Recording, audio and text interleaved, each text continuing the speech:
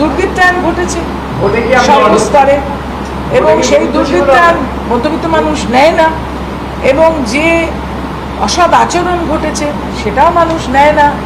একটা অহমিকা হয়ে গিয়েছিল, সেই অহমিকাটাও মানুষ নেয় না।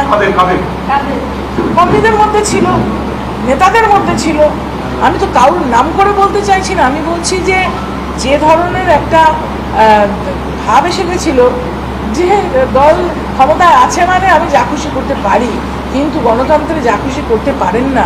সংবিধান আছে, সংবিধান মেনে চলতে হবে, মানুষ সেটাই বুঝিয়ে দিয়েছে। পৌরসভাগুলোতে যেভাবে অনৈতিকভাবে দুর্নীতি নিয়োগ হয়েছে, সেগুলো তো অদ্ভুতভাবে গত 3-4 বছরে আমরা কিছু জানতে পেরেছি। ভেতর ভেতরে কী হয়েছে তো কিছু জানতে পারিনি। ভেতর ভেতরে এরা যে করেছে সেটা তো আমরা কিছু উপর থেকে বুঝতে পারিনি, অন্তত আমি বুঝতে পারিনি। আমি যতটুকু শুনেছি, আমার কাছে যখন এনারা এসেছেন প্রায় সপ্তাহখানেক হলো, গত রবিবার বা সোমবার, এবং তারা আমাকে বলেছেন আপনার একটা জীবনের ঝুঁকি রয়েছে এবং আমাদের কাছে রিপোর্ট আছে যে আপনার উপরে একটা প্রাণঘাতী হামলা হতে পারে।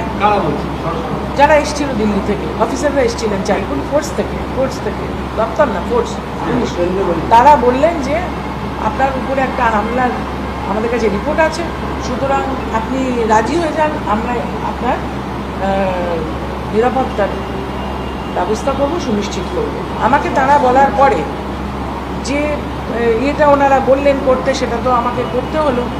আর আমার যারা আগে থেকে ছিলেন, যেমন এখনও আছেন, দেখছেন আমার সঙ্গে আছেন, যারা আগের থেকে ছিল এখানকার, তাদের মধ্যে উইথড্র হয়ে গেছিল, মানে সরিয়ে নেওয়া হয়েছে তাদেরকে এখানে যারা ছিল।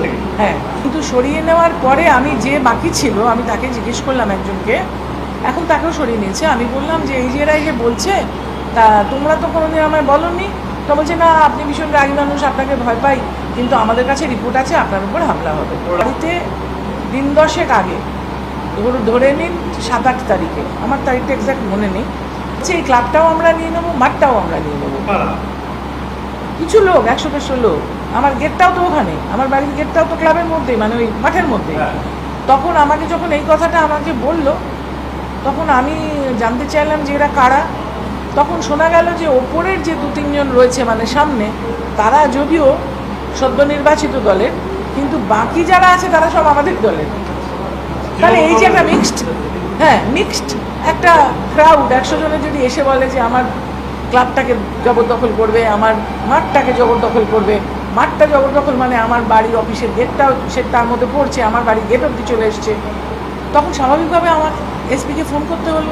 আমি এসপিকে ফোন করেছিলাম এবং উনি বলেছেন হ্যাঁ আপনার একটা রিস্ক আছে।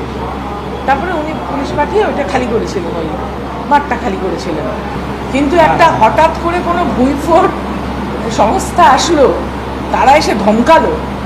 সবচেয়ে বড় কথা যে এইখানে এসে এইখানে বসে ধমকে যাচ্ছে। আমি রাজনীতি করছি ধরুন 40-42 বছর, একটা মেয়ের বয়স 22 বছর, সে এসে এখানে ধমকে যাচ্ছে। আপনারা বুঝে নিন। হ্যাঁ, তাই তারা তো সারাক্ষণ ধমকাচ্ছে কি করে পলিটিক্স করতে হবে, কি করে ভোট করতে হবে, কি করে। এবারে ভোটটা আপনি দেখুন, সারা বাংলা জুড়ে ভোটের ব্যবস্থাটা দেখুন।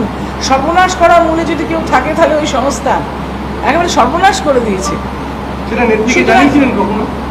দেখুন, আমি যে বললাম যে উনি খুব ব্যস্ত ছিলেন, ইলেকশন চলছিল, তার আগেও তারা এসে মিথ্যা কথা বলেছে, বিভিন্ন মানুষকে তারা ভুল পথে চালিত করেছে।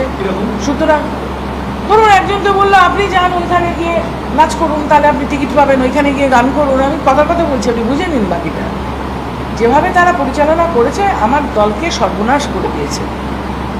এবং যেভাবে এখান থেকেও মানুষকে লেলিয়ে দেওয়া হয়েছে, পার্লামেন্টের ভিতরে বসে কাঁচা খিস্তি করছে, আমি সেই সব মানুষের, সেই মিসোজিনিস্টিক মানুষদের আধিপত্য মানতে পারছি না। আমি তো আইপ্যাককে নিয়োগ করিনি, নিয়োগকর্তারাই বলতে পারবেন। কিন্তু ওইটুকুটুকু বাচ্চা ছেলেমেয়েরা কীভাবে আমাদেরকে, কর্মীদেরকে হেনস্থা করেছে, কর্মীদেরকে গালমন্দ করেছে, এবং ওনাদের চালিত পথ নিশ্চয়ই সঠিক ছিল না, যার জন্য এই বিপর্যয় বলে আমার মনে হয়। সে কথাটাও আমার এখানে লেখা আছে। অভিষেক বন্দ্যোপাধ্যায়। না, আমি কারোর দিকে তীর দিচ্ছি না, আমি শুধু ওই সংস্থার দিকে দিচ্ছি যারা এখানে এসেছে। এই সামনে তো এসেছে ওরা, এসে ভুলভাল ধরুন লুডো, আমি শুনেছি যে এখানে নাকি লুডো বিতরণ করেছে, লুডো বিতরণ করে ভোট হয়। মানুষের কাছে যেতে হবে, মানুষের দুঃখ দুর্দশা বুঝতে হবে, মানুষের